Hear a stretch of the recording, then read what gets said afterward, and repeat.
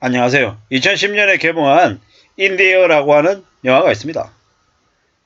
회사를 대신해서 해고시켜야 될 직원들을 응대하는 역할을 하는 이제 프리랜서 같은 사람이죠. 저 영화를 보면서 무슨 생각이 들었냐면, 에이, 설마 저런 류의 이제 일이 있을라고? 라고 생각했는데, 이제 점점 우리에게도 이러한 일들이 현실이 될 것 같습니다. 조지 클루니 되게 멋있더라고요. 정장이 잘 받는 되게 이제 신뢰감을 주는 이제 외모를 갖추고 있잖아요. 참 희한한 건 해고 전문가였던 이 라이언 빙햄이라고 하는 이가 해고 대상자를 찾아가서 그들의 앞에서 해고를 통보합니다. 그리고 대상자가 누구든 간에 동일한 방식으로 업무를 처리하는데요. 해고 전문가인 동시에 동기부여가다. 참 말이 안 되는 얘기죠. 말이 안 되는 얘기입니다. 근데 그는 항상 외롭고 혼자 지내죠. 영화에서 보면 자기와 이제 비슷한 처지에 있는 묘령의 여인에게 이제 따스함을 느끼고 사랑을 이제 갖추고 싶어서 이제 그러는데, 알고 봤더니 그녀는 이미 다른 걸 갖추고 있고 이제 여행이라고 하는, 공항이라고 하는 낯선 곳에서 잠깐 만난 그냥 그런 인연의 한 명이었던 것이었던 거죠. 결국에는 함께 할 수 있는 사람이 좀 없더라는 거. 좀 씁쓸한 얘기죠.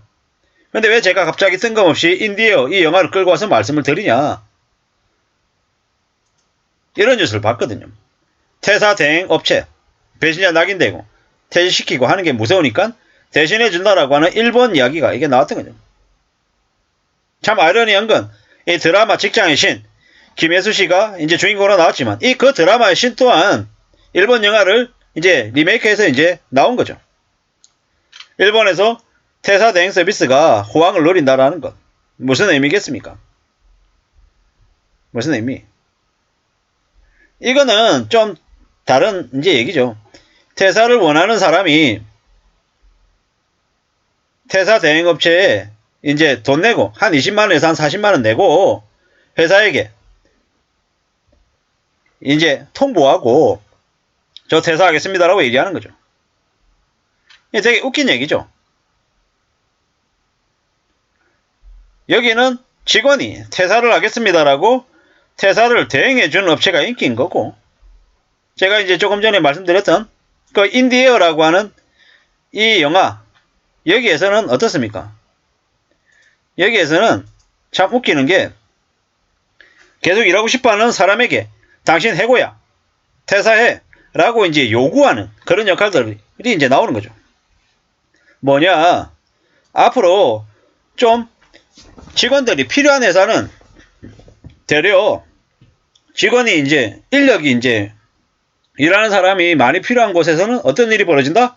퇴사를 이제 사람들을 많이 필요로 하는 곳에서는 되려 직원들이 그게 부담스럽다고 퇴사 대행 서비스가 인기를 끌 거고, 직원들을 좀 내보내야 되는데, 잘라야 되는데, 구조조정해야 되는데라고 하는 일들이 만연한 곳에서는 저렇게 인디에어에서처럼 해고 전문가가 인기를 끌 거다라는 겁니다. 그럼 앞으로 한국에는 어떤 일이 벌어지겠습니까? 적어도 한동안은 7, 8년에서 한 10년가량은 인디에어에 나와 있는 조지 클루니 같은 해고 전문가가 득세하지 않겠냐라는 생각을 해봅니다. 우리가 이런 거죠. 나와 같이 근무하고 있는 바로 이 상사가 저에게 해고를 통보하면 어떤 마음이 듭니까?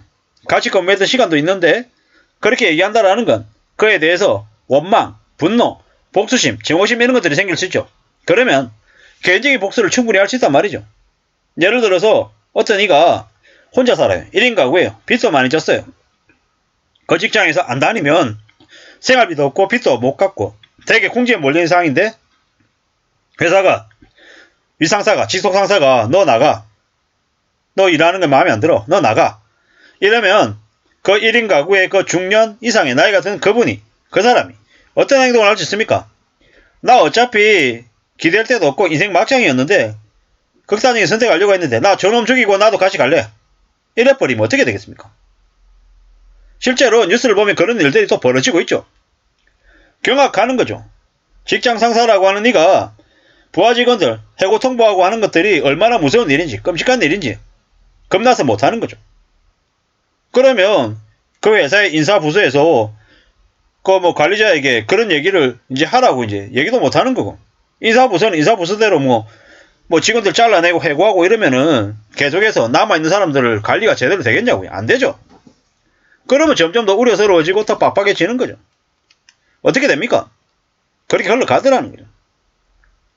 확실한 건 여러 가지 부분들이 다 있겠지만 경제적인 부분하고 다 연결이 돼 있다. 그리고 뭐 사람들은 누구나 다 불편한 건 하고 싶어 하지 않는다. 꺼려한다. 멀리하고 싶다. 그래서 더 우려스러워하고 더 염려스러워한다. 확실한 건 해고를 요구하는 상황이든 아니면 퇴사를 희망하는 상황이든 간에 보통 사람들에게 미치는 여파는 매우 크다라는 거죠. 인디어라고 하는 영화가 2010년에 나왔을 때는 참 낯설었고 굳이 저렇게까지 저런 사람을 쓸 필요가 있냐라고 했는데 지금 와서 보니까 그럴 수 있겠다. 저런 상황들이 유럽에서는 미국에서는 벌어지는구나 라고 생각했죠. 그리고 그게 영영 우리하고는 한국이라고 하는 동양권의 나라하고는 이질적이다, 맞지 않는 분위기다 라고 생각했지만 지금 생각해보니까 제 생각이 틀렸던 거죠. 저건 결국 한국에서도 벌어질 수 있는 일이다 라는 생각이 요즘 와서 좀 더 많이 듭니다. 강철 같은 자신감과 자존감으로 살고 있다 하더라도 언제든 무너질 수도 있고 언제든 삶이 외로울 수 있다는 거. 씁쓸한 생각들이 들죠. 이게 한쪽에서는 퇴사 대행 업체가 인기를 끌고 있다 하고 또 다른 쪽에서는 해고 대행 전문가가 나오고 있는 게 현실인 것 같다라는 거죠. 우리네 삶이 어느 쪽에 택하게 될지는 사실 두고 봐야 알겠지만 점점 더 살아가는 게 복잡다단하고 각양각색인 것 같다라는 생각이 더 많이 듭니다. 일본의 처지, 저 인디어가 나온 저 배경이 된 나라들의 얘기, 그리고 우리의 얘기, 뭐가 맞고 뭐가 틀리다라고 얘기하기보다는 그러한 상황들에 따라 우리는 삶을 또 잘 살아가야 되는 거죠. 참 희한합니다. 신기하기도 하고요. 일본은 한국 좀 많이 다르다고 합니다. 이직도 엄청난 용기가 필요한 거고 일본의 인력 부족 현상 때문에 더 쉽지 않다라는 거죠. 퇴직하면 상사가 분노를 터뜨린다라고 일본에서는 얘기한다고도 하고요. 부럽기도 하고 또 어떨 때는 좀 더 답답하기도 하고 경직되어 있는 게 아닌가라는 생각도 좀 해봤습니다.